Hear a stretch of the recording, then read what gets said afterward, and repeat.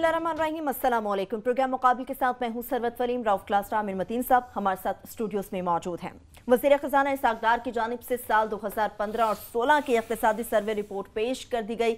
इस रिपोर्ट में बेशतर तो वो अहदाफ थे इसहाक़ डार साहब के मुताबिक जिनको हासिल कर लिया गया, और चंद एक के बारे में उन्होंने खुद भी तस्लीम किया कि ये अहदाफ हम हासिल नहीं कर पाए हैं। डार साहब ने फिगर्स पेश किए, उनकी जानिब से जो पेश किए गए फिगर्स हैं, क्या उनका हक़ाइक़ से भी उतना ही ताल्लुक़ है? और इस रिपोर्ट में जो सब अच्छा की बातें भी सामने आती हैं, क्या वाकई सब अच्छा की रिपोर्ट है? और वज़ारत ख़ज़ाना ने आज स्विस बैंकों की एक बार फिर से बात की है। 200 अरब डॉलर जो पड़े हैं स्विस बैंकों में, उनके मुतालिक बात की।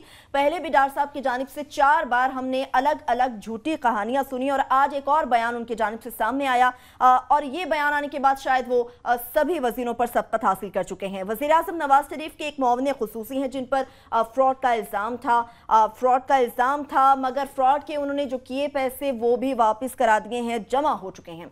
जब हम फॉरेन पॉलिसी की बात करते हैं, फॉरेन ऑफिस की बात करते हैं, तो हम इसकी पॉलिसियों को रोते रह जाते हैं, मगर इसके अंदर ही अपने ऐसे लोग मौजूद हैं जो इन सब चीजों को नाकाम कर रहे हैं। ये मामले खुसूसी है क्या?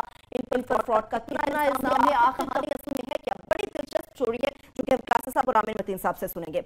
आमिर मतीन साहब, क्लासेस साहब, हम इक़्तिसादी सर्वे से मुताल्लिक़ तो यकीनन पहले बात करेंगे, लेकिन माहौलियाती तब्दीली की भी हम कुछ आगाज पर बात करना चाहेंगे। कल बड़ा सख्त किस्म का तूफान आया, आंधी बहुत ज्यादा चली, बड़ा शदीद नुकसान हुआ यहाँ पर। तो मैं तो कल दफ्तर जो पहुंचा था तो वर्चुअली जिसे कहते हैं ना, जान की बाजी लगा के ही पहुंचा कि कोई किसी किस्म की फोरकास्ट नहीं थी, कुछ नहीं पता। घर से निकले तो एकदम बाहर पता चला कि क़यामत आई हुई थी और 35 लोग मर गए कल। हमारे जैसे मुल्क में दुनिया भर जो है क्लाइमेट चेंज के ऊपर बात करता है, और हमारे जैसे मुल्क जो कि बिल्कुल सबसे बड़े दुनिया के ग्लेशियर्स हमारे पास है और हमारी डिपेंडेंस उस पर है, यहाँ हर दूसरे साल अनयूजुअल फ्लड्स आ रहे हैं, अनयूजुअल मानसून्स आ रही हैं, अर्थक्वेक्स आ रहे हैं। और बिल्कुल हमारे जैसा ज़राअती मुल्क, आज भी हमारा जो 45% जो लेबर है वो ज़राअत से वाबस्ता है, और ज़राअत वालों का मौसम के हाल पे डिपेंडेंस होती है कि एक गलत बारिश और एक गलत स्नोफॉल हो जाए तो उन बेचारों के सारे साल की जो है ना कमाई चली जाती है। और यहाँ निज़ाम ये है कि कोई फोरकास्ट नहीं है, किसी किस्म का नहीं है, और हमारे जैसे मुल्कों में ये बहस भी नहीं होती। फॉर एग्ज़ाम्पल कोई नहीं बता रहा कि इस साल मानसून्स कैसी होंगी, उसका हमारी ज़राअत पे क्या असर पड़ेगा और हमारे ज़िंदगी के मामूलात में क्या पड़ेगा, और हम इसको सीरियसली लेते ही नहीं है। ये हमारी डिस्कोर्स, नेशनल डिस्कोर्स पे से, मीडिया में से ये कोई बड़ा वाक़या हो जाए तो आती है, वरना जिक्र ही नहीं होता कि जनाब ये आइंदा 3 महीने 6 महीने साल बाद क्या आना चाहिए। तो मेरा ख्याल किसी को नज़र मारनी चाहिए, और ये नहीं है कि सिर्फ ग्लोबल उससे आप पिक करके अपने मौसम का हाल दे दें। हमें इस्लामाबाद का मौसम और ये जो कल आंधी आई है, थोड़ी सी किसी ना किसी को प्रेडिक्ट करनी चाहिए थी कि जनाब ये हो सकता है। अच्छा, ये प्रेडिक्ट करने की बात की, मौसम के हाल की बात की, क्लासेस साहब, हमारे मुल्क में महकमा मौसमियात मौजूद है, वो भी इसकी प्रेडिक्शंस नहीं दे पाया था कि इस किस्म का शदीद तूफान और आंधी आएगा। मेरा ख्याल है आमिर मतीन साहब से मादरत के साथ कि हम उसके पीछे चले गए हैं कि महकमा मौसमियात ने हमें क्यों नहीं बताया। बता देते तो हम क्या कर लेते। ज्यादा मैं दफ्तर में होता, घर पे बैठता, चलो आप बाजी लगा मैं अगली मैं जरा थोड़ी सी मैं लेवल पे बात करना चाह रहा हूँ। जो फैक्टर्स हैं उनकी बात नहीं कर रहे कि क्लाइमेटिक ये चेंजेस जो आ रही हैं, घर में बैठने से मसला तो नहीं हल हो जाएगा। आपको पता चल जाएगा 1 घंटे में आंधी आनी है, वो चले ठीक है, घर बैठ गए, ठीक है, सड़कों में कोई हादसे नहीं होंगे, लोग मार्केट से भाग के दोबारा घर जाएंगे। जो असल चीज़ें जिसकी वजह से ये सारे ये मसाइल पैदा हो रहे हैं, क्लाइमेटिक चेंजेस जिसकी बात कर रहे हैं, इस मुल्क में कितने लोग हैं जो इसको समझते हैं क्लाइमेटिक चेंज जो है ये वाकई कोई मसला है। आप में से किसी को याद है कि नवाज शरीफ साहब जो लास्ट ईयर गए थे, न्यूयॉर्क गए थे, तशरीफ लेके गए थे, और वहाँ पे ये 15-20 दिन गुजार के आए थे, वो किस काम के लिए गए थे? तकरीर पे झाड़ी थी उन्होंने एक आध। अच्छा, वो क्लाइमेटिक वो चेंजेस पे थी। आपने कभी इस मुल्क में बहस सुनी है? यहाँ पे वजीर भी नहीं है क्लाइमेट उसको स्टडीज़ के लिए, ये आपके पास पड़ा है आज रिलीज है। मैं आपको प्रायोरिटीज़ बता रहा हूँ रूलिंग एलीट की और ब्यूरोक्रेसी की। इसमें जनाब उन्होंने 20-25 पेजेस की समरी लिखी है, सिर्फ 2 के 3 पैरे, मेरा ख्याल है ये 3 पैरे उन्होंने सिर्फ एनवायरनमेंट पे लिखे हैं, और उसको पढ़ने से ताल्लुक़ रखता है। मैं आपको सामने, ये कल तो शो नहीं है हमारा, मंडे वाले दिन मैं स्पेंडिंग लेके आऊँगा कि हमारी हुकूमत, हमारे पॉलिसी मेकर जो उनके नज़दीक माहौलियात हो, उनके नज़दीक यहाँ पे एनवायरनमेंट वगैरह जो है ये तो मैटर ही नहीं करते। अब सिर्फ महकमा मौसमियात को कह देना कि वो कोई प्रेडिक्शन कर देते तो ये तबाही से हम बच जाते, तो मेरा ख्याल है कि आपने बचना फिर भी नहीं था। आपको याद है पेशावर में एक तूफान आया था? बिल्कुल। उस वक्त हमने बैठ के प्रोग्राम किया था, मुझे अच्छे तरीके से याद है, यहीं पे बैठ पे آ کے کیا تھا کہ آپ کے انوائرمنٹل ایشوز بڑے ڈینجرس ہوتے جا رہے ہیں جو پاکستان جیسے ملکوں میں عام آدمی اس کو سمجھتی ہی کچھ نہیں ہے.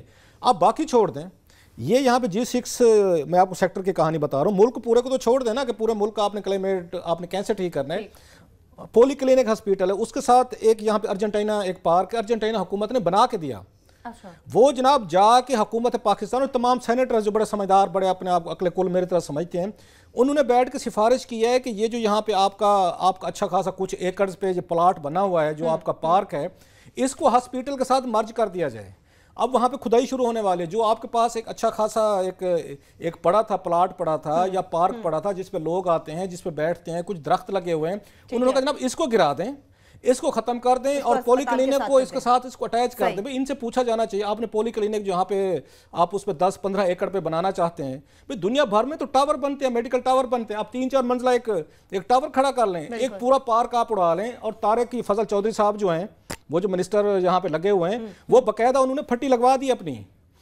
جب اسلام آباد جیسے شہر میں ہمارے شہریوں میں یہ شعور نہیں ہے, جو پڑھے لکھی ایلیٹ ہے, جو بیوروکریسی ہے, پولیٹیشنز ہیں, جو میڈیا کے ہب ہے, اگر ان لوگوں میں یہ سینس نہیں ہے کہ 3-4 ایکڑ پہ ایک پارک ہے یہاں پہ, اس کو کنورٹ کیا جا رہا ہے, ہاسپیٹل کے ساتھ اٹیچ کیا جا رہا ہے, حالانکہ سپریم کورٹ آف پاکستان کی اس پہ رپورٹس ہیں, فائنڈنگ ہیں کہ آپ نے کسی پارک کو آپ نے ہاسپیٹل نہیں بنانا, سکول نہیں بنانا, وہ دن دہاڑے بن رہا ہے. پھر اسلام آباد میں جب آپ بیٹھ کے یہاں درختوں کو آپ آگے اپروٹ کریں گے, گندے آپ نے نالے رکھے ہوئے ہیں, یہاں پہ کوئی آپ کا زوننگ سسٹم آپ کا خراب ہو چکا ہے, 110 کے قریب اللیگل ہاؤسنگ سوسائٹیز آپ نے قائم کر دی ہیں, ان کا سیوریج کا پانی ہے, ان کے بجلی کی ہیں, ان کی کھدائیاں ہیں. تو یہ انوائرمنٹل ایشوز تو بنیں گے جو پاکستان میں آپ کو پھر کہہ رہا ہوں کہ لوگ ہنس رہے ہوں گے کہ انوائرمنٹل آپ کا ایشو کیا ہے. حضور یہ انوائرمنٹل ایشو ہے جو بات عامر نے کی ہے, 35 لوگ مارے گئے ہیں آپ کے انوائرمنٹل ایشو سے مارے گئے ہیں. اور کوئی بھی یہ جو سن رہے ہیں ان میں سے کوئی بھی, جس طرح درخت کل گرے ہیں, یہ کسی کی گاڑی پہ گر سکتا تھا, جو کل وہاں پہ بھگدڑ مچی ہے اس میں سینٹورس میں مچی ہے, خدا نہ خاصا کوئی بہت بڑی ڈیزاسٹر ہو سکتی تھی. سو مہربانی فرمائیں یہ انوائرمنٹل جو آپ کے ہمارے ایشوز ہیں ان کو سمجھنے کی کوشش فرمائیں. محض یہ کہہ دینا کہ اللہ کی مرضی تھی, اللہ کی طرف سے سارا کچھ ہوا, اللہ نے عقل بھی دی ہے, سمجھ بھی دی ہے, انسان کو بہتر طریقے بھی بتائے ہیں. میں آپ کو جو ہاسپیٹل جو ہے, ہاسپیٹل کے ساتھ 3-4 ایکڑ کے پلاٹ کو اٹھا کے, پارک پلاٹ بھی نہیں ہے, اس کو ڈیمالش کر کے لاہور میں بھی اس طرح ہی درخت کٹ رہے ہیں ہر جگہ. میں ضرور داد دینا چاہوں گا کم از کم کے پی گورنمنٹ کے کہ انہوں نے 1 ارب درخت لگانے کی کیمپین, چاہے اس میں کوئی کمیاں بھی رہ جائیں, مگر ایز این ایشو کم از کم انہوں نے اپنے ایجنڈے کا حصہ تو بنایا ہوا ہے. پرائم منسٹر کا جو آپ ذکر کر رہے تھے, لاسٹ ایئر یونائٹڈ نیشنز کا کلائمیٹ چینج کے اوپر سارا اجلاس متعین تھا, اور انہوں نے اس کا ابتدائیہ بھی مس کر دیا تھا, اختتامیہ بھی مس کر دیا تھا, وہ مین فنکشنز میں گئے ہی نہیں تھے. وہ شیخ سعید صاحب جو کہ بڑے کنٹروورشل ہو گئے ہیں, ان کے ساتھ بیٹھ کے کھانے کھاتے رہے تھے. آپ وہیں پہ تھے پریس کانفرنس میں, لائیو کاسٹ ہو رہی تھی, کسی نے آپ نے میرا خیال سوال پوچھا تھا, آپ نے پوچھا تھا پرائم منسٹر صاحب آپ نہ اس کی اناگوریشن پہ آئے نہ اس کے خاتمے پہ آئے, آپ وہاں لندن میں آپ وہاں بیٹھے رہے ہیں, اتنی بڑی اہم یہاں پہ سمٹ ہو رہی تھی. انہوں نے کہا نہیں تسی نہیں سی آئے ہوئے, اس پہ بڑا کہکا پڑا تھا. پورا نیو یارک کے صحافی جو ہیں جو پاکستان سے بھی گئے ہوئے تھے, انہوں نے بڑا کہکا مارا کہ میاں صاحب نے ہمارے ساتھ جگت ماری ہے. وہاں کہ تسی جتھے سی, میں کہ تسی آ کے اناگوریشن ہی شریک ہو جانا, بس معاملات کو ہنسی مذاق میں اڑا دیا. یہ ہنسی مذاق کا سٹائل دیکھیں. یہاں مشاہد اللہ صاحب جو تھے وہ اس کے انوائرمنٹ کے یہ منسٹر تھے, صحیح, یہ انہوں نے مذاق بنایا ہوا ہے کہ لوگوں کو اتنی بڑی بگ تھریٹس آ رہے ہیں, اور غریب سب سے زیادہ انوائرمنٹل چینجز کے وہ اس کے شکار ہوتے ہیں. ابھی دیوار گری ہے بیچاری جس میں ایک ماں اور 2 بیٹیاں مری ہیں, غریب گھر میں مری ہے نا. جو امیر کے گھر ہیں وہ تو صاف ظاہر ہے اس سے طوفان آندھی سے محفوظ رہتے ہیں. سو 90% سے زیادہ لوگ کلائمیٹک جو چینجز کی ڈیزاسٹر آ رہے ہیں جس کا اس ملک میں احساس نہیں ہے, ہر شے ہم نے کہا جی اللہ کی مرضی ہے, اس کا غریب سب سے زیادہ اس کا ہوتا ہے. صاحب اب وقت آ گیا کہ ماحولیاتی جو تبدیلیاں ہو رہی ہیں ان کو سیریس لینا ہوگا, اور چیف جسٹس آف پاکستان کی جانب سے بھی آج درختوں کی کٹائی جو ہو رہی ہے, درخت کاٹے جا رہے ہیں, ان پر سو موٹو لے لیا گیا ہے. ایک چھوٹی سی بریک لیں گے, جب ہم واپس آئیں گے تو آپ کو بتائیں گے کہ آج جو فگرز قوم کے سامنے رکھے گئے ہیں ڈار صاحب کی جانب سے, ان کا حقائق سے کتنا تعلق ہے.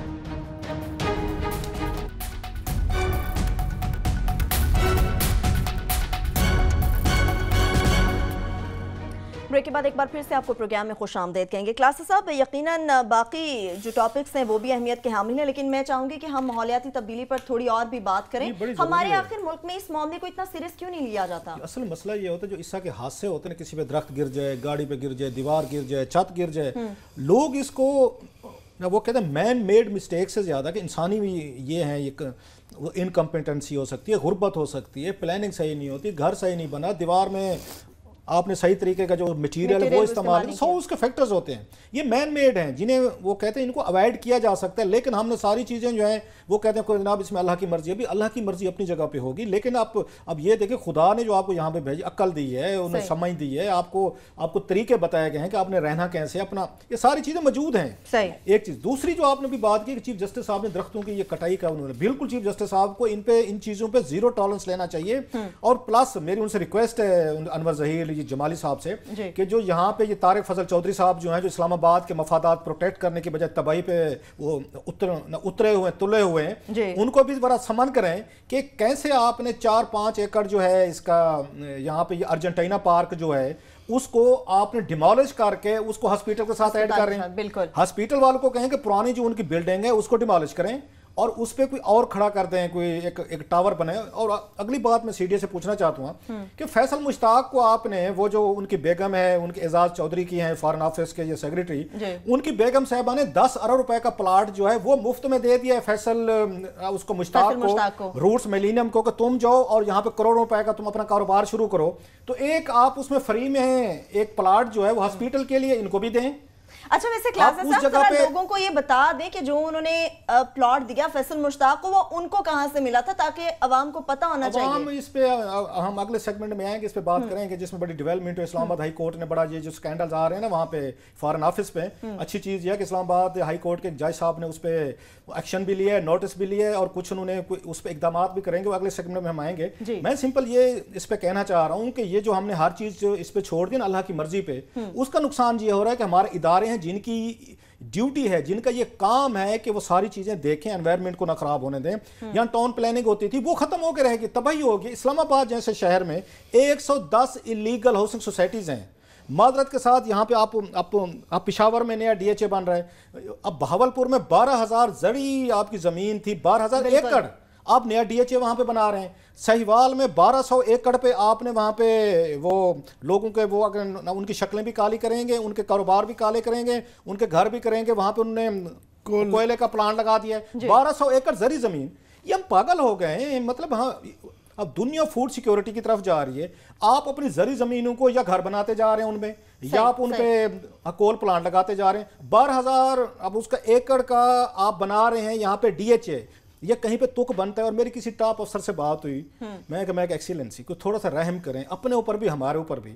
آپ جو 12,000 ایکڑ پہ ایک وہاں پہ ڈی ایچ اے بنائیں گے، آپ کیوں یہاں پہ اس میں ایکڑوں میں لوگوں کو گھر دینے کی کوشش کر رہے ہیں؟ آپ یہاں پہ 1 ایکڑ پہ اب تو دنیا میں 12,000 فلیٹس بن جاتے ہیں۔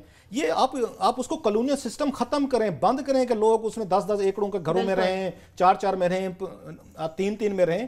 آپ کے پاس زرعی زمین بڑی تیزی سے ختم ہو رہی ہے، اور اس کے اثرات اسلام آباد میں پہلا جھٹکا لگ گیا آپ کو، جہاں پہ 110 آپ ہاؤسنگ سوسائٹیز بنائیں گے اور موسٹلی انلیگل، کہیں پہ جگہ نہیں چھوڑیں گے، پارکوں کو تباہ کریں گے، درخت کاٹیں گے، اور سب سے بڑا یہ آپ کہہ سکتے ہیں یہ ہمارا اس کا نالے ندیوں کا شہر تھا، مطلب خوبصورت یہاں پہ نالے ندیاں ہیں، جتنے گندے ہو چکے ہیں ہمارے، میرا خیال ہے اسلام آباد کی ہماری ندیاں دیکھیں، دنیا جہاں کا گند ہم ان میں پھینک رہے ہیں۔ اور سی ڈی اے کو دیکھیں معذرت کے ساتھ، 17-18 ہزار کی مین فورس ان کے پاس مین فورس ہے، پوری بریگیڈ ہے۔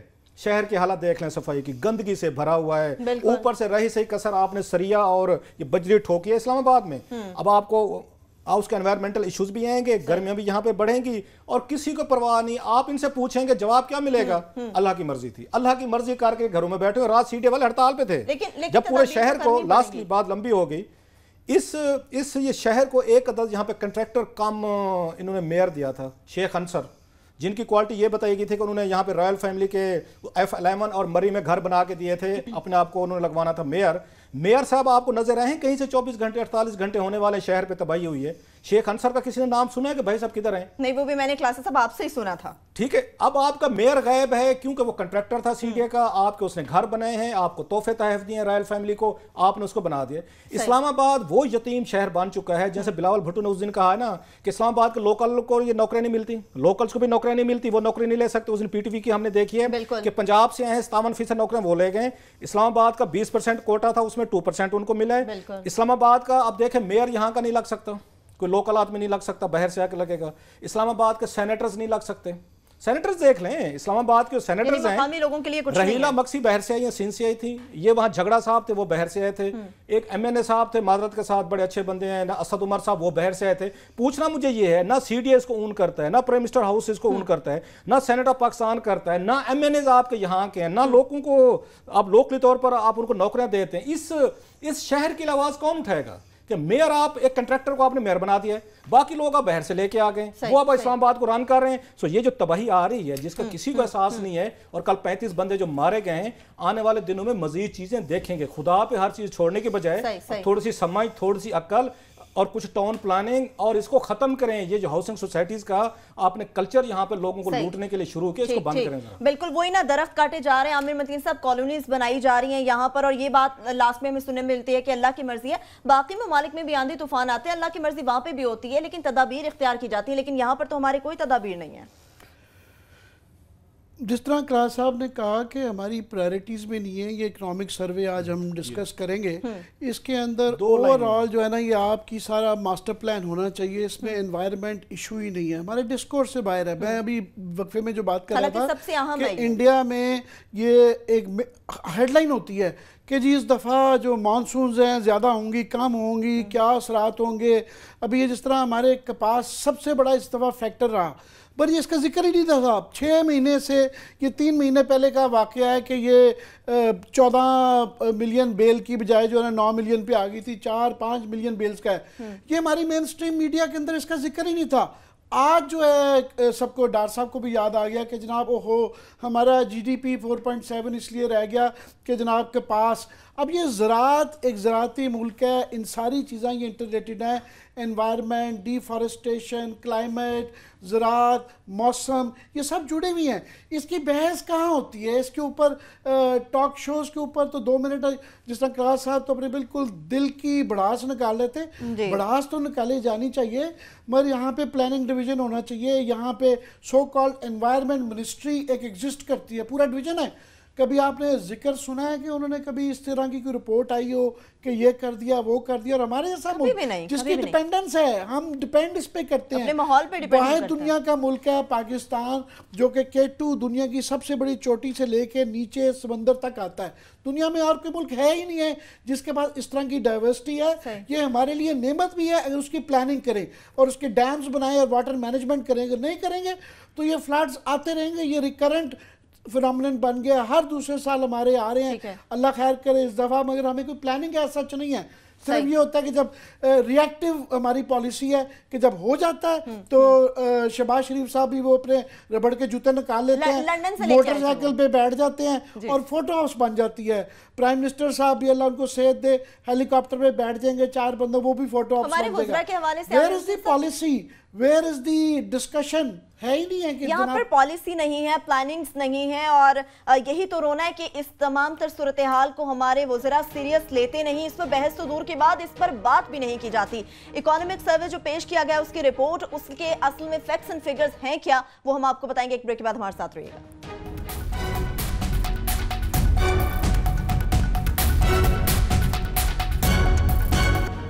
بریک کے بعد ایک بار پھر سے آپ کو پروگرام میں خوش آمدید کریں گے۔ کلاسر صاحب، آج ڈار صاحب کی جانب سے سروے رپورٹ، اقتصادی سروے رپورٹ پیش کی گئی، آپ سمجھتے ہیں کہ جو فگرز انہوں نے سامنے رکھے ان کا حقائق سے بھی اتنا ہی تعلق ہے؟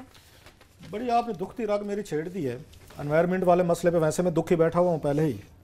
آپ ذرا اس کو ہم نے پڑھنے کی کوشش کی ہے، ہم کوشش ہی کر سکتے ہیں کہ میرے کوئی اکانومی ہم بھی نہیں ہے، لیکن ایک جو لے مین انڈرسٹینڈنگ ہم نے کی ہے، اس میں بڑے انٹرسٹنگ قسم کے کچھ میں انتہائی مہذب الفاظ کہنا چاہتا ہوں، کنٹرڈکشنز ہیں یا تضادات ہیں۔ میں یہ نہیں کہنا چاہتا کہ جھوٹ پہ جھوٹ ہے، یہ سخت ہو جائے گا، میں کہتا ہوں اس میں کنٹرڈکشنز ہیں۔ مثلاً وہ فرماتے ہیں، اسی میں لکھا ہوا ہے، ان کا اپنا لکھا ہوا ہے، وہ یہ فرما رہے ہیں، ان کا جو اکنامک سروے ہے کہ پاکستان میں غربت میں کمی ہوئی ہے، ایک انہوں نے یہ فرمایا ہے۔ دوسرا انہوں نے کہا کہ یہاں پہ لٹریسی ریٹ بڑھ گیا۔ ان دونوں چیزوں کا بڑا گہرا تعلق ہے، اپنے یہ ذہن میں رکھیے گا، اس کا غربت کا اور آپ کی تعلیم کا لٹریسی ریٹ دونوں ایک دوسرے سے مکس ہیں۔ اب اس میں انٹرسٹنگ چیز کیا ہے، ایک جگہ یہ لکھ رہے ہیں کہ غربت ہی کم ہوئی ہے، ہمارا لٹریسی ریٹ اوپر گیا، فیئر انف مان لیتے ہیں۔ آگے کیا لکھتے ہیں، یہ لکھتے ہیں جو ایگریکلچر گروتھ ہے وہ 0.19% نیچے گئی ہے، لیو الون اوپر جو نیچے گئی ہے۔ اس میں آگے کیا لکھتے ہیں کہ آپ کا تقریباً ایگریکلچر جو ہے یہ اور 2% یہ ٹوٹل جو آپ کی مین پاور ہے، یہ حالانکہ یہ تھوڑا بتا رہے ہیں لیکن اس سے زیادہ بندہ 42% مین پاور آپ کی مین پاور جو ایگریکلچر سے ریلیٹڈ ہے، وہ یہ لکھتے ہیں کہ ساری کراپس ان کی کاٹن ان کی ڈاؤن گئی ہے اور بڑے برے طریقے سے، یہ تو 27% لکھ رہے ہیں لیکن اگلے کہہ رہے ہیں 34% تک زیادہ گئی ہے. رائس ان کا کم ہوا ہے، ان کی میز کم ہوئی ہے، اس کے بعد پلسز کم ہوئے ہیں، فروٹس کم ہوئے ہیں، ایل سیڈ کم ہوئی ہے. ٹوٹل میں بتا رہا ہوں ان کی 2 چیزیں جہاں اوپر گئی ہیں، بلکہ اگر یہ کہا جائے صرف ایک چیز اوپر گئی ہے وہ شوگر کین ہے، وہ گنا ہے. وہ گنا اس لیے اوپر کیا ہے کہ ان کے حکمرانوں کی اپنی فیکٹریز ہیں، بہت ساری شوگر ملیں ہیں، اس میں بہت ساری ریبیٹ بھی یہ دیتے رہتے ہیں. چلیں جی فیئر انف. ایک اور ظلم کیا کرے، کاٹن کیوں کم ہوئی ہے؟ اس میں جو انہوں نے جھوٹ بولنے کی کوشش کی ہے، کاٹن کے کم ہونے کی جو ریزننگ ہے انہوں نے انٹرنیشنل مارکیٹ کے ساتھ جا کے ملا دیا کہ انٹرنیشنل مارکیٹ میں یہ ہو رہا ہے، آسٹریلیا میں ایسے ہو رہا ہے، اس کا انڈیا میں ایسے ہو رہا ہے، اس کے بعد انڈونیزیا میں یوں ہوا ہے، تو امریکہ میں یہ ہوا ہے. جب یہاں پہ کرائسس ہو جائے تو یہ ہمیں لنک کر دیتے ہیں عالمی مارکیٹ کے ساتھ. یہ بڑے سمجھدار ہیں. بالکل. جب یہاں پہ کوئی بہتری ہو جائے تو اپنا کریڈٹ لے لیتے ہیں کہ ہم نے کیا ہے. اگر برائی ہو جائے تو کہتے ہیں دیکھیں جی عالمی مارکیٹ میں تیل کی قیمتیں بڑھ گئی تھیں، وہ دیکھیں امریکہ میں یہ ہو گیا، انڈیا میں ایسے ہو گیا، وہاں پہ کراپ تباہ ہو گئی. انٹرسٹنگلی مجھے ایک بات سمجھائیں، اگر آپ کی 42% آپ کی مین پاور جو ہے، جو آپ خود دیکھ رہے ہیں کہ ایگریکلچر میں مطلب لیبرر جو کام کر رہے ہیں، 42% پاپولیشن آپ ایک طرح کی کہہ رہے ہیں، وہ جو ہے ایگریکلچر کی وجہ سے اس کی گروتھ نیچے گئی ہے، اس کی انکم کم ہوئی ہے. تو مجھے سمجھائیں آپ کی غربت کیسے کم ہوئی ہے؟ آپ کیسے دعویٰ کر رہے ہیں کہ 42% جو لوگ ہیں ان کی انکم کم ہوئی ہے کہ ایگریکلچر جو ہے کولیپس کر گئی ہے، بالکل، لیکن ساتھ میں دعویٰ فرما رہے ہیں کہ غربت کم ہو گئی ہے. یہ صرف ایک میں جھوٹ آپ کو ان کا بتا رہا ہوں. اتنے سارے اس میں جھوٹ ہیں کہ ہم اس میں ٹائم اتنا ہمارے پاس نہیں ہے کہ ہم اس کو پورا ٹچ کرتے. ادروائز تو ایک ایک کر کے ان کا بتایا جا سکتا ہے. مثلا مجھے ابھی کسی نے میسج کیا ہے، انہوں نے جناب جب تک 18ویں ترمیم نہیں آئی تھی ایگریکلچر کے لیے 24-25 بلین روپیز یہ وقف ہوتے تھے اس وقت. جب سے 18ویں ترمیم آئی ہے 1.5 بلین روپیز یہ بجٹ رکھتے ہیں. اب مجھے بتائیں جو سیکٹر 0.19% وہ ڈاؤن جو جا رہا ہو اس کو آپ 1.5 بلین کے ساتھ کیسے اس کو ریکور کر سکتے ہیں؟ اور لاسٹلی میں اس کو سم اپ کروں، ابھی 200 بلین ڈالر پہ بات کریں گے بعد میں. ایگریکلچر کو ترقی دیے بغیر آپ اوپر نہیں جا سکتے. کبھی یہ 75% ہوتی تھی اکانومی کا، جو آپ اس کو کم کرتے کرتے یہ 17-18% پہ لے آئیں، جو کہ اگین غلط فگر بتا رہے ہیں. ایگریکلچر کو انہوں نے تباہ کر دیا ہے. ایگریکلچر اس وقت تباہ ہو کے رہ گئی ہے، اور اس کا سب سے بڑا جو میں بلیم دیتا ہوں کہ پاکستان کے وہ پیپلز پارٹی ہو، نواز لیگ ہو، بگ بزنس مین جو ہیں جو خود کسانوں کے استحصال میں شامل ہیں، وہ آپ کے حکمران بن گئے ہیں. ساری پالیسیز وہ انڈسٹری کے لیے بنا رہے ہیں، ساری وہ اربن آپ کے ایریاز کے لیے بنا رہے ہیں، اور پیچھے انہوں نے ایگریکلچر کے لیے کچھ نہیں رکھا. یہ بڑے عرصے بعد ہو رہا ہے کہ رولر اکانومی تباہ ہوئی ہے، اور آپ کا جو یہ مینوفیکچرنگ سیکٹر ہے، جو انڈسٹری ہے بقول ان کے، وہ اوپر کے دیہاتوں کی جیبوں سے پیسہ نکال کے آپ نے شہریوں کو جیب میں ڈالا ہے. بالکل. کلاسا صاحب انہوں نے تو یہ بھی بات کی عامر متین صاحب کے بے روزگاری میں بھی 2013 سے اب تک سامنے رکھے تو کمی ہوئی ہے، لیکن کیسر بنگالی صاحب نے کل خود کمیٹی میں یہ بات کی کہ ہماری بے روزگاری میں اضافہ ہوا. انہوں نے کہا کہ پی آئی اے ہماری جو ہے اس کی کارکردگی بہت اچھی رہی، لیکن ابھی چند مہینے پہلے تو احتجاج ہو رہے تھے، نجکاری کی باتیں ہو رہی تھی.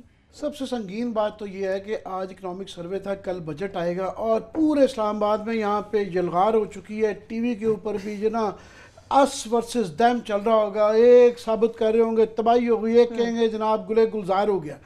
دنیا بھر میں یہ جو اقتصادی امور پہ جو بحث ہوتی ہے نا، فگرز کے اوپر بحث نہیں ہوتی، وہ آپ اس کی تشریح پہ اوپر بحث کر سکتے ہیں، مگر یہ کوئی نہیں آ رہا. یہاں تو ایسی جگلری کرتے ہیں کہ سمجھ نہیں آتا. فار ایگزامپل جو کلاس صاحب ابھی غربت کی بات کر رہے ہیں کہ پتہ نہیں یہ غربت کے فگرز، یہ کیونکہ آپ دیکھیں یہ تیسرا ان کا بجٹ ہے، اس کے بعد 2 سال رہ جائیں گے. تو یہ پہلے ہوتا ہے کہ 5 سال کا جب آپ کو ٹینیور ملتا ہے، آپ شروع کے بجٹس کے اندر ٹائٹ رکھتے ہیں کہ مینجمنٹ کریں، آخری میں ریلیف دیتے ہیں. ابھی سے یہ کر لگا گیا کہ یہ وہ لوگ ہیں جو بزنس مین تھے، جو کہ اس لیے کافی لوگوں نے ووٹ دیا تھا کہ جناب ان کو اکانومی سیٹ کر دیں گے، ہماری کم از کم کاروباری طبقہ ہے. ابھی یہ ہے کہ زراعت کا بھی ابھی یہ حال بتا چکے ہیں، اور وہ آپ کی اطلاع کے لیے وہ 6.8 مینوفیکچرنگ کا بھی جو کہہ رہے ہیں نا، اس کے اندر جو 2 میجر ہیں، ایک تو وہ سیمنٹ ہے، وہ جو ون ٹائم ایک ہے جس کی وجہ سے وہ بنا دیا ہے. دوسرا اس کے اندر کارز ہیں. شوکت عزیز صاحب نے بھی کارز کا سستے قرضوں پہ آپ نے کر دی ہے. بینکس اور کوئی کام نہیں کر رہے ہیں سوائے کہ سستی کاریں دے رہی ہیں، اور کاریں ہمارے یہاں بائی دا وے اسمبل ہو رہی ہیں، اس کے ذریعے کوئی روزگار زیادہ نہیں بڑھتا. پچھلے 40-45 سال سے ڈبل قیمت پہ کار بھی ہے، چند کاریں آتی ہیں، سکیوڈ پالیسی ہے ٹوٹلی، اور وہ اسمبل کیے جا رہے ہیں. کوئی ٹرانسفر ٹیکنالوجی ہمارے یہاں 40-50 سال میں ہوئی نہیں ہے. کمنگ بیک کہ غربت کی اس وقت گورنمنٹ کے فگرز یہ ہیں کلاس صاحب کہ 6 کروڑ 29% پاکستان کے اندر جو لوگ ہیں وہ پاورٹی لائن سے نیچے ہیں، اور پاورٹی لائن کیا ہے, غربت کیا ہے, یہ 6 کروڑ کا تو گورنمنٹ کا فگر ہے 20 کروڑ میں سے. ایکچوئل جو کافی اکانومسٹ یہ کہہ رہے ہیں کہ 9 کروڑ 20 کروڑ میں سے 9 کروڑ لوگ غربت کی لائن سے بھی نیچے, وہ غربت کی لائن سے نیچے. غربت کی لائن کیا ہے؟ 3000 روپے, یعنی 100 روپے روز میں آپ نے اپنا گزارا کرنا ہے. یہ اتنا بڑا جو پاکستان کا بجٹ بناتے ہیں, یہ ڈار صاحب جو ہے کسی کا مجھے بجٹ بنا کے دے دیں کہ 3000 روپے میں ایک ہاؤس ہولڈ کی انکم چلا دیں, کہ کیسے گزارا کرے گا؟ اور اس ملک میں 9 کروڑ لوگ جو ہیں 3000 روپے مہینہ میں گزارا کر رہے ہیں. کیسے کر رہے ہیں یہ تو ہے. دوسرا, آپ نے جو تضادات کی بات کی, آپ کا جو ایک طرف آپ کپاس کہہ رہے ہیں کہ جناب 4 ملین بیلز آپ کی کم ہو گئی ہیں, جو کہ 45% زراعت کے ساتھ وابستہ ہیں. جب وہ اتنا نیچے آ گیا لیبر تو آپ کا کیسے بے روزگاری آپ کی ٹھیک ہو گئی؟ بے روزگاری میجر آپ کی کراپس, جو کہ ہمارا زراعتی ملک ہے, بے روزگاری اور غربت پتہ نہیں کہاں سے یہ فگرز آ گئی. لاسٹلی جو براڈ میں چیزوں کی بات کر رہا ہوں, فگرز پہ بھی نہیں جا رہے, وہ ہے کہ قرضے کے جناب 2013 سے آنورڈ جو گورنمنٹ کے فگرز ہیں کہ 50% انہوں نے 2.5-3 سالوں میں قرضے 50% بڑھائے ہیں, جو کہ پاکستان کا ریکارڈ ہے. اور ہم کہتے رہتے ہیں کہ پاس پہ بھی روتے رہتے تھے کہ 2018-19 میں جب یہ میچور ہوں گے IMF کے قرضے اور باقی بھی, یہ پاکستان کا قرضہ لینے کا حکومت کوئی پاکستان کے ڈیفالٹ ہونے کا سیریس خطرہ ہے کہ جب ہم پھنسیں گے 2 سال میں. نظر آ رہا ہے کہ ہم اس جال کی طرف جا رہے ہیں, کیونکہ یہ جو گروتھ ہو رہی ہے یہ مینوفیکچرنگ کے اندر, یا جسے کہتے ہیں نا پروڈکٹیو چیزوں کی گروتھ نہیں ہے. یہ گروتھ جہاں بھی ہو رہی ہے, فار ایگزامپل انہوں نے لائف سٹاک اور ایگریکلچر کو اکٹھا کیا ہوتا ہے, اس میں فارسٹ کے اندر ہے. اب فارسٹ کی بڑی ڈائسی سی ہوتی ہے کہ کیسے ڈٹرمن ہوگی کہ گروتھ ہے, وہ فچنگ ہو رہی ہے, فگرز کو خراب کیا گیا ہے. تو جہاں گروتھ ہو بھی رہی ہے وہ ون ٹائم ہے. کاروبار کا پہیہ, بے روزگاری کا پہیہ یا غربت کا پہیہ, یہ پہیے نہیں ہل رہی ہے, جامد ہے, قرضے بڑھ رہے ہیں. سو میکرو پکچر میں یہ کہہ رہا ہوں کہ اگر آپ دیکھیں تو اوورآل یہ 3 مد میں, باقی ساری چیزیں چھوڑتے ہیں, بے روزگاری, غربت اور ساتھ میں قرضے, یہ 3 میجر میکرو چیزیں لے لیں تو پاکستان کا اگر 2 فگرز پڑھ لے تو رات کو نیند نہیں آتی کہ جناب یہ آگے 2 سال میں کیا کریں گے. جو اس میں کلاس صاحب ایک بریک لے لیتے ہیں, لے لیں ایک. اس میں نا چھوٹی سی تو نہیں ہے, بڑی بات ہے. اب واپس ہمیں آپ کو بالکل جب چھوٹی سی بریک سے ہم واپس آئیں گے تو یہ بھی ڈسکس کیا جائے گا کہ 200 ارب ڈالرز کے حوالے سے جو 4 بار قلع بازیاں لی ہیں ڈار صاحب نے, آج 5ویں دفعہ ایک اور نیا بیان داغ دیا, وہ بیان کیا ہے. اور اس کے ساتھ ساتھ یہ بھی ڈسکس کیا جائے گا کہ اسلام آباد ہائی کورٹ نے دفتر خارجہ کی تمام امیدوں پر پانی آخر کیسے پھیر دیا ہے. ہمارے ساتھ رہیے گا.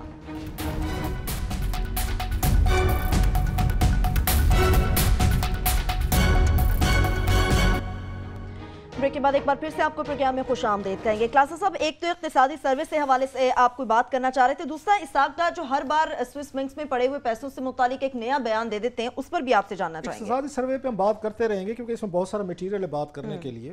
وہ لٹریسی ریٹ پہ میں کہنا چاہ رہا تھا کہ انہوں نے کہا جو لٹریسی ریٹ بڑھ گیا ہے. آپ کو یاد ہوگا پچھلے سال ہم نے سٹوری کی تھی, ہیرلڈ کا ایک سروے آیا تھا, ڈاکٹر حفیظ پاشا صاحب جو ہیں, تو انہوں نے انکشاف کیا تھا کہ سندھ میں لٹریسی ریٹ جو ہے 4% کم ہو گیا جب سے پیپلز پارٹی حکومت میں آئی ہے, اور پورے ملک میں 2% یہ کم ہوا ہے, سندھ میں 4% ہوا ہے. اور یہ فرما رہے ہیں کہ نہیں جناب کہ ہمارا لٹریسی ریٹ بڑھ گیا. چلو جی مان لیتے ہیں جی اسحاق ڈار صاحب سچے ہیں, وہی سب جو باتیں کہتے ہیں وہ ٹھیک کہتے ہوں گے, اور ڈاکٹر حفیظ پاشا صاحب ہیں وہ شاید غلط کہتے ہوں گے. اب ذرا ڈار صاحب کے میں آتا ہوں ذرا ان پہ جو ان کے 4 جھوٹ وزارت خزانہ کے ہم نے پکڑے ہیں. آپ کو یاد ہوگا کہ جب آئے تھے تو انہوں نے ایک بیان دیا تھا ڈار صاحب نے کہ پاکستان میں انہوں نے فرمایا تھا کہ 200 ارب ڈالر جو ہیں پاکستانیوں کے یہ پڑے ہوئے ہیں وہاں پہ سوئس بینکوں میں, اور مشہور زمان آصف علی زرداری کا $60 ملین بھی شامل تھے. انہوں نے پہلے دن ایک بیان دیا 9 مئی 2014 کو, وہ فرماتے ہیں کہ جناب کہ ہم جو ہیں, اور قومی اسمبلی میں انہوں نے باقاعدہ اپنے جا کے ڈیٹیل پیش کی جس کے میرے پاس ڈاکومنٹس بھی ہیں, اس میں انہوں نے ڈیٹیل سے بتایا کہ ہم نے سوئس حکومت کے ساتھ ہم نے میٹر ٹیک اپ کیا ہے اور 200 ارب ڈالر واپس لے کے آئیں گے. انہوں نے ایک سمری بھی بنائی, کیبنٹ کو بھیجی, اپروول ہو گئی. یہ بتا رہا ہوں 9 مئی 2014, 2 سال پہلے. اس کے بعد 31 جولائی انہوں نے فرمایا کہ جناب کہ ریڈیو پاکستان کو انٹرویو دیا, اور جس میں انہوں نے کہا کہ سوئٹزرلینڈ سے ہماری بات چیت چل رہی ہے اور ہم 200 ارب ڈالر لے آئیں گے. اس کے بعد انہوں نے ایک تاریخی ایک اور یو ٹرن لیا اسحاق ڈار صاحب نے. انہوں نے قومی اسمبلی کو بتایا 14 اپریل 2016 کو, انہوں نے کہا جناب یہ کس نے کہا ہے کہ 200 ارب ڈالر پاکستان کے پڑے ہوئے سوئس بینک کو, ہم نے تو نہیں کہا. کہتے ہیں جھوٹ ہے, میڈیا ایسے یہ کر رہا ہے, جھوٹی خبریں پھیلا رہے ہیں, ہم نے تو کبھی نہیں کہا کہ پاکستانیوں کے یہ پڑے ہوئے ہیں. یہ انہوں نے हाँ, कौमी असम्बली में 14 अप्रैल 2016 को रिटर्न रिप्लाई दिया जो मौजूद है हमारे पास। मेरे प्रोड्यूसर साहब ने उसकी मेरा ख्याल अगर वो दिखाते स्कैन कापी दिखाते तो पूरी कौम देखती कि ये मुकर गए थे, इन्होंने कहा था कोई पैसे नहीं पड़े। अब आज ये उन्होंने 14 अप्रैल को कहा कौमी असम्बली में कि कोई पैसे नहीं है, सारा झूठ है, मीडिया झूठ बोलता है। आज वो फरमाते हैं जनाब कि नहीं, स्विस बैंकों में जो 200 अरब डॉलर पड़ा हुआ है उस पर पेश रफ्त हुई है। ये सिर्फ 4 मैंने इनके बयानात आपके सामने पढ़े हैं, रखे हैं। डार साहब की जो मर्जी है, जब चाहें वो उस बयान को मान लें कि 200 अरब डॉलर बनते हैं। मेरा ये ख्याल है, लास्ट बात करूं, ये जो 2 साल दिए गए हैं ना दरमियान में, ये जरदारी साहब को भी टाइम दिया गया कि हजूर अपने पैसे आगे पीछे करो। सही, ठीक। इनके अपने भी साफ ज़रा यार दोस्त होंगे, आगे पीछे मिलने वाले मेरे जैसे होंगे, उनको भी कहा गया कि हजूर टाइम दे रहे हैं, अपना माल पानी जिधर जिधर आपने पार्क करना है ना, स्विट्जरलैंड से किसी और जगह पार्क हो। अब अल्लाह के फजल से वो सारे पैसे पार्क हो गए हैं, सारे सेफ हैं, इधर उधर जिसने करना था कर लिया है। अब डार साहब ने 2 साल बाद हमें कहा नहीं जनाब पेशरफ्त हुई है, हम बात अपनी ही कई भी बातों को एक बार फिर से उन्होंने गलत कर दिया। आज नया एक बयान सामने आ गया। आमिर मतीन साहब, कुछ फॉरेन ऑफिस की भी हम यकीनन बात करना चाहेंगे। इस्लामाबाद हाई कोर्ट की जानिब से फॉरेन ऑफिस की तमाम उम्मीदों पर पानी फेर दिया गया। आपसे जानना चाहेंगे कि आखिर ऐसी कौन सी उम्मीदें लगा रखी थी जो पूरी नहीं हो सकी? पहले तो मैं थोड़ा सा ये ऐड कर दूं ये साग डार साहब वाले उसमें, बिल्कुल मुख्तसर क्विकली, कि इनको जो है हम ये कहते रहते हैं कि एक बड़ा गॉड सेंड अपॉर्चुनिटी आई थी कि तेल जो है ना 120 से लेके अब 40 पे आया, 28 तक गया है बैरल डॉलर्स।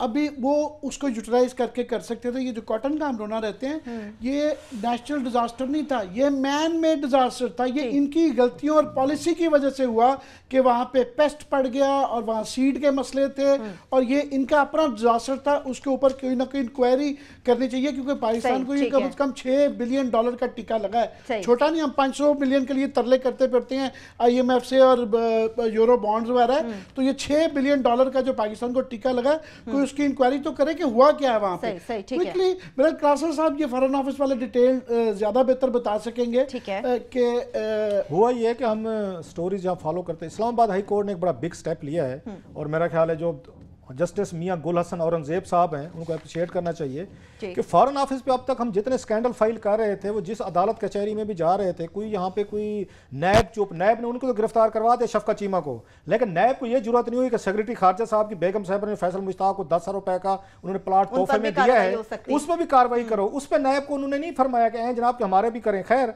यासिर महमूद के खिलाफ इन्होंने चार्जशीट किया था। तस्नीम असलम साहबा जो थी, वो बड़ी एक हमारी को एम्बेसडर रही हैं, उन्होंने चार्जशीट किया था। इल्ज़ाम ये लगाया था, मेरा नाम भी लिखा था जी, रऊफ क्लासरा और खावर घुमन है एक जर्नलिस्ट हैं, कि इनको आपने खबरें लीक की हैं। मतलब जो स्कैंडल किए हैं उनको इन्होंने खत्म करने की कोशिश नहीं की। जो कल्प्रेट बैठे हुए थे फॉरेन ऑफिस में, जिनकी वजह से ये नुकसान हुआ है, जिनकी वजह से सारा स्कैम्स आ रहा है, उनको कुछ नहीं कहा।